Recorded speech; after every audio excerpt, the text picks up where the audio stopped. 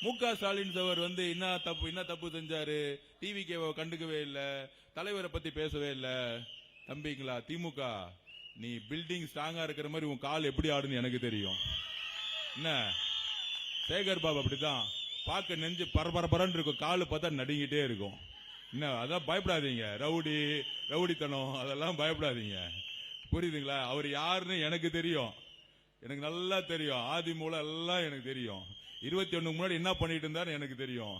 அதனால ஒண்ணுமே கிடையாது.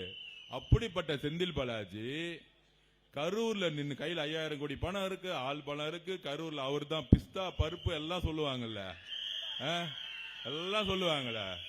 ஆனா கரூருடைய 41 இழப்பு ஏற்பட்ட பிறகு நம்ம மேல எவ்வளோ தவறுகள் சொன்னாங்க, நம்ம தலைவர் எவ்வளோ குற்றச்சாட்டு சொன்னாங்க. ஆனா மக்கள் உண்மையா செஞ்சது திரு செந்தில் பாலாஜியால நம்பினாங்களா இல்லையா? நம்பிட்டு இருக்காங்களா இல்லையா? இந்த நம்பிக்கை தான் சொந்த ஊர்ல கரூர்ல நிக்காம கோயம்புத்தூர்ல ஓடி போய் பயந்துட்டு போய் நின்று இருக்காரு திமுக காரன். இல்ல திமுக காரங்க நாங்க 200 தொகுதி ஜெயிச்சிருங்களா?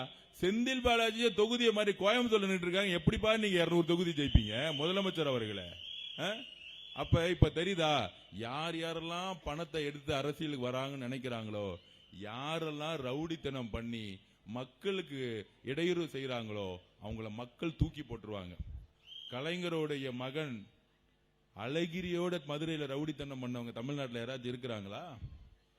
மக்களை ஏன் தூக்கி போட்டாங்க?